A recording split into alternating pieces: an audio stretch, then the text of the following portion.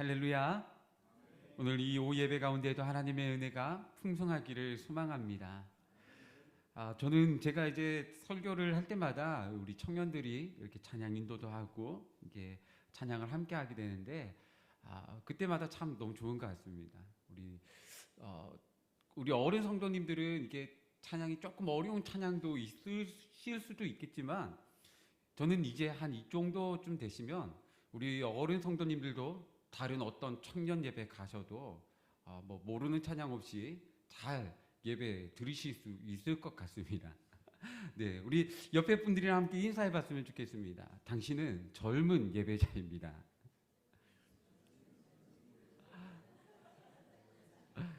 네, 제가 어딜 가도 우리 어른 성도분들 어디 가셔도 꿀리지 않고 예배 들으실 수 있다고 확신합니다. 여러분, 제가 질문 한 가지 드리겠습니다.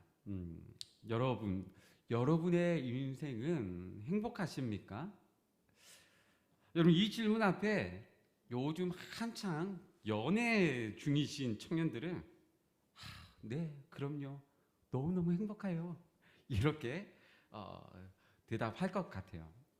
몇몇 웃으시는 분들 진짜 행복해 보여요. 자, 그런데 반면에 결혼한 지 조금 되신 분들에게 여러분 인생이 행복하십니까? 라고 여쭤보면 이놈의 집구석 이 소리가 안 나오면 참 다행인 것 같습니다. 왜냐하면 제가 요즘에 그 소리를 조금 듣는 것 같아요. 예전에는 저희 집사람이 그런 식으로 해도 농담처럼 들렸는데 요즘에는 조금 농담보다 진담의 비율이 조금 더 높아진 것 같아서 마음에 굉장히 찔림이 있습니다. 제가 조금 더 잘해야 될 것 같습니다. 그런데 여러분, 이 행복의 기준인 도대체 무엇일까요? 우리는 환경에 따라서 또 처한 상황에 따라서 행복하다 혹은 불행하다를 이야기하고는 합니다. 그런데 과연 정말 그런 환경과 상황을 가지고 행복을 논하는 것이 과연 옳은 것일까요? 노벨 문학상을 받은 소설가이자 시인인 헤르만 헤세는 행복에 대해서 이렇게 정의를 내렸습니다. 행복은 무엇이 아니라 어떻게이다 라고 말입니다. 여러분, 이것이 정답은 아니겠지만 확실한 것은 무엇 때문에 행복하다라는 것은 그다지 좋은 것은 아닌 것 같습니다. 예를 들어서 그 무엇이 없어진다라면 우리는 그 행복도 잃어버리기 때문일 텐데 그 무엇이 만약 돈이라고 한다면 나는 돈이 있으면 행복해요 라고 한다면 어느 날 돈이 사라져버리면 여러분 불행해지는 것 아니겠습니까? 또 그 무엇이 건강이라고 한다면 건강을 잃었을 때 우리는 행복도 잃어버리게 되겠지요. 만약 그 무엇이 나를 행복하게 해주는 가족이다라고 한다면 가족과 헤어지게 될 때 우리의 삶은 불행해질 수밖에 없을 것입니다. 오늘 본문 말씀을 보면 한 가지 특별한 문구가 보입니다. 바로 이스라엘이여 너는 행복한 사람이로다 라는 문구입니다. 이스라엘이 왜 행복한 사람일까요? 우리 오늘 말씀을 통해서 함께 살펴볼 수 있기를 바랍니다. 그리고 우리가 이 행복의 기준을 어디에 두어야 할지도 깊이 생각해 보셨으면 좋겠습니다. 또 그 행복을 말씀에 따라서 풍성하게 누릴 수 있는 그 은혜가 있기를 간절히 소망합니다. 신명기 33장은 모세가 죽기 전에 이스라엘 자손들을 그 지파에 따라서 축복하고 있는 내용입니다. 루벤으로부터 아셀에 이르기까지 각각 그에 맞는 축복을 받습니다. 그리고 이 축복이 다 끝난 후에 26절부터는 그 축복을 마무리하면서 이스라엘 전체를 축복하고 있는 내용입니다. 이 축복이 다 마치자 이스라엘은 행복한 사람이다라고 절로 고백할 수밖에 없었던 것이죠. 각 지파들이 받은 축복과 함께 이스라엘이 행복한 이유를 살펴보겠습니다. 우리 먼저 26절 말씀을 함께 보겠습니다. 26절 말씀 우리 함께 읽겠습니다. 여수르니여 하나님 같은 이가 없도다. 그가 너를 도우시려고 하늘을 타고 궁창에서 위엄을 나타내시는 도다. 아멘. 여러분, 여기에서 여수룬이라는 것은 일종의 이스라엘의 별명입니다. 그 뜻은 온전하고 의로운 자, 올바른 자, 고든 사람, 또 고결한 자라는 뜻을 가지고 있습니다. 하나님의 지극한 사랑의 대상이기도 하고 또 하나님과 친밀한 관계 속에 있는 이스라엘을 의미하고 또 하나님의 은혜로 회복되고 구속받은 이상적인 민족을 가리키는 영적이면서 또 도덕적이면서도 영광스럽고 시적인 그런 명칭이라고 합니다. 그런 영광스러운 민족에게 하나님께서 그 민족을 도우시려고 하늘을 타고 궁창에서 위엄을 나타내신다라고 표현하고 있습니다. 다른 번역본을 좀 참고해 보면요, 도우시기 위해서 하늘을 위엄으로 내려오신다라고 번역하고 있는 번역본도 있습니다. 온 세상을 지으신 그 하나님께서 그들을 도우시기로 작정하셔서 내려오신다라니, 여러분, 이것만큼 큰 힘이 어디에 있겠습니까? 이제 어떠한 민족도 이스라엘을 대적할 수 없다라는 말과 같습니다. 그렇지 않겠습니까? 하나님이신 신인 하나님께서 그들을 지켜 보호하시겠다라고 내려오신다라니요. 27절을 보니 실제로 하나님께서 이스라엘의 처소가 되시고 또 그 팔 아래에 있어 대적을 쫓아내시고 멸하시겠다라고 말씀하십니다. 여러분, 전쟁과 약탈이 만연한 고대 시대에 이런 대적을 이긴다라는 것은 얼마나 중요한 일인지 모릅니다. 또 28절에서는 이스라엘이 안전할 것이다 라고 하며 곡식과 포도주가 가득한 땅에 있다라고 합니다. 대적으로부터 안전하고 또 먹을 것과 마실 것이 풍성한 곳에 거주하니 행복하지 않을 이유가 어디 있겠습니까? 오늘날에 비유하자면 적절한 비유인지는 모르겠습니다만 서울 강남의 큰 아파트에 살면서 동시에 빌딩도 몇 채 가지고 있어서 가만히 있어도 돈이 마르지 않는 것과 조금 비슷하지 않을까요? 하지만 여러분, 이스라엘 백성이 행복한 이유는 여기에서 그치지 않습니다. 우리 29절 말씀을 보겠습니다. 29절 말씀 우리 함께 읽겠습니다. 이스라엘이여, 너는 행복한 사람이로다. 여호와의 구원을 너같이 얻은 백성이 누구냐? 그는 너를 돕는 방패시요 내 영광의 칼이시로다. 내 대적이 내게 복종하리니 내가 그들의 높은 곳을 밟으리로다. 아멘. 이스라엘이 행복한 진정한 이유는 이렇습니다. 이스라엘은 구원을 얻은 백성이기 때문입니다. 이스라엘 말고는 이렇게 구원을 얻은 백성이 없습니다. 하나님께서 이스라엘의 구원을 돕는 방패가 되셨고 또 영광의 칼이 되어 주셨습니다. 이스라엘이 얻은 그 구원은요, 대적을 이기는 것에 국한되지 않았습니다.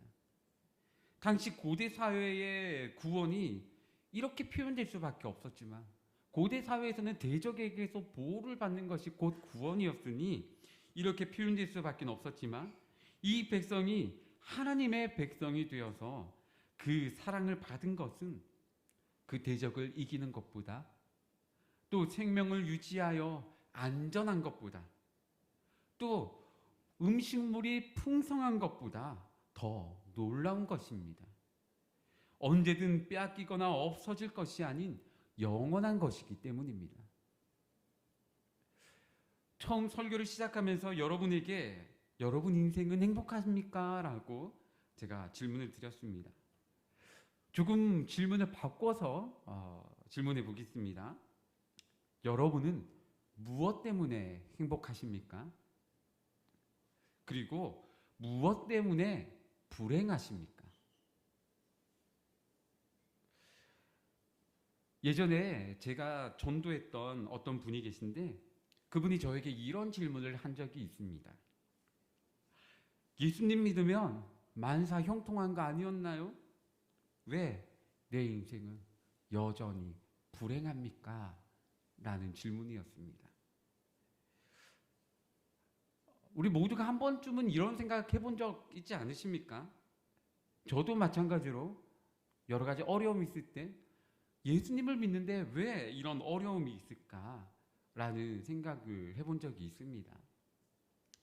좀 모든 것이 잘 풀리고 풍성하고 건강하고 좀 그랬으면 좋겠는데 왜 우리는 경제적인 어려움을 겪어야 하고 고생과 고난을 당하고 건강이 나빠져 누워 있을 때도 있는 것일까요? 사실 성경에서 이야기하고 있는 형통은 우리가 생각하고 있는 형통과 조금 다르기 때문입니다. 여러분, 성경에서 형통한 사람이라고 했을 때 가장 많이 언급되는 사람은 바로 꿈꾸는 사람 요셉입니다. 요셉을 이야기할 때 성경에서 형통했다라고 종종 표현하고 있기 때문입니다. 하지만 요셉이 형통했을 때를 잘 살펴보면 형들로 인해서 종이 되었을 때였습니다. 그리고 모함을 받아 감옥에 갇혀 있을 때였습니다. 아무리 형편이 좋아졌다라고 해도 자유인이 종이 된 이 상황을 어떻게 형통하다라고 할 수 있겠으며 또 심지어 감옥에 갇혀 있는 이 상황을 무엇으로 설명할 수 있을까요? 여러분, 만사형통이라는 말은 사실 기독교와는 조금 어울리지는 않지만 또 동시에 우리에게도 굉장히 익숙하기도 합니다. 왜냐하면 찬송가 가사에 이런 가사가 있기 때문입니다. 찬송가 384장 나의 갈 길 다가도록 이라는 찬송의 가사에 무슨 일을 만나든지 만사 형통하리라 라고 고백하고 있기 때문이죠. 근데 여러분, 이 찬송시를 누가 지었느냐? 바로 우리 오전 예배에도 등장했던 인물, 바로 페니 크로스비 여사입니다. 페니 크로스비의 여사의 이 삶은 우리 담임 목사님께서 오전에 잘 설명해 주셨기에 길게 설명하지 않겠습니다. 다만 이가 정말 어렸을 때 거의 태어날 때부터죠. 앞을 보지 못하고 평생을 그렇게 살아오며 가난하게 지냈습니다. 그리고 그가 이 만사 형통하리라라고 이 노래를 지은 그 순간을 보면 참 어이가 없습니다. 그가 $5가 없어서 하나님 앞에 기도하고 있을 때, 그때 그를 방문했던 한 지인이 돌아가며 그 손에 쥐어진 $5, 그 하나님의 응답하심을 보며 그녀는 무슨 일을 만나든지 만사 형통하리라 라고 고백했다라고 합니다. 여러분, $5가 생긴 것이 뭐가 그렇게 만사가 형통한 일일까요? 그 얼마 되지 않는 적은 돈이 만사 형통이라고 고백하고 있습니다. 여러분, 한국인이 가장 좋아하는 성경 구절 중에 하나, 빌립보서 4장 13절의 말씀입니다. 우리 한번 같이 읽어볼까요? 내게 능력 주시는 자 안에서 내가 모든 것을 할 수 있느니라. 아멘. 여러분들도 참 좋아하는 말씀이시죠? 저도 참 좋아하는 말씀입니다. 그렇지만 사실 이 말씀은 모든 것을 할 수 있다라는 능력에 초점이 있는 것은 아닙니다. 13절에 앞서서 11절과 12절에서 말하고 있는 바로 자족이라는 것에 초점이 맞춰져 있습니다. 비천에도 처할 줄 알고 풍부에도 처할 줄 안다. 어떤 상황에도 낙심하지 않고 또 어떤 부유함에 있어도 나는 교만하지 않는다라는 자족이라는 곳에 초점이 맞춰져 있는 말씀입니다. 그러니까 뭐 내가 하나님 안에서 뭐든지 할 수 있어가 아니라 나는 하나님 안에서 가난해도 괜찮고 부유해도 괜찮다라고 말하고 있는 내용이라는 것이죠. 여러분, 앞서 말했던 요셉의 형통, 또 크로스비 여사의 만사 형통, 바울이 고백했던 모든 것을 할 수 있는 이 능력, 여러분 이것들의 공통점은 대단한 것들을 이야기하고 있지 않다라는 것입니다. 오히려 세상에서 말하는 좋은 것과는 거리가 있는 것들입니다. 요셉이든 크로스비 여사든 사도 바울이든 세상의 가장 부자인 사람보다, 세상에서 가장 큰 명예를 가지고 있는 사람보다, 세상에서 가장 장수한 사람보다 더 행복했을 것이라고 저는 확신합니다. 왜냐하면 세상에는 없는 하나님의 사랑을 그들은 받았기 때문입니다.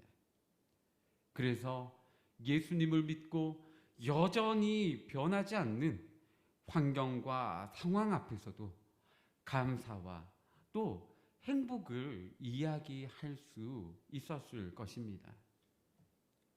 여러분, 이런 이야기들이 어떤 특별한 사람들의 이야기인 것 같습니까?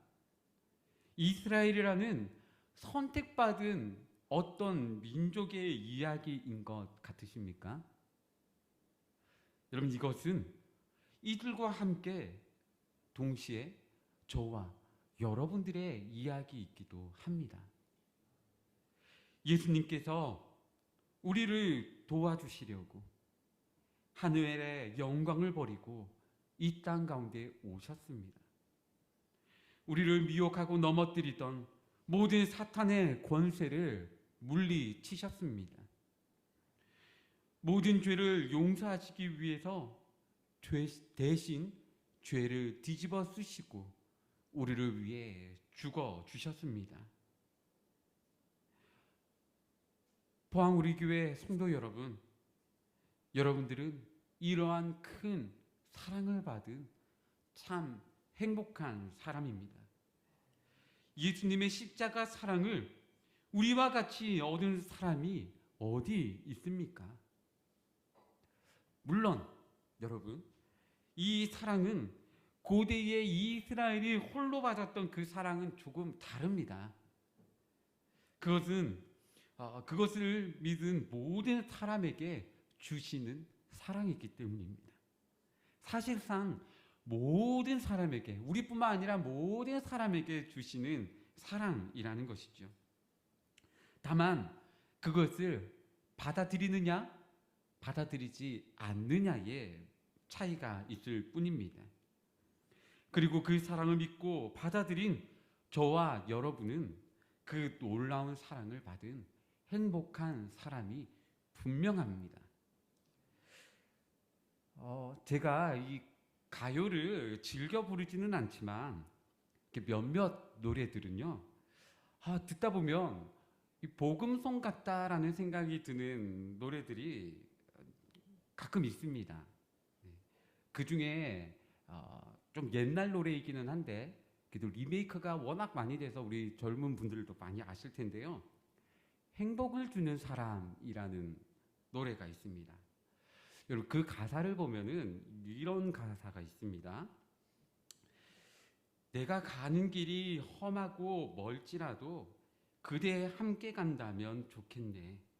우리 가는 길에 아침 햇살이 비치면 행복하다고 말해주겠네.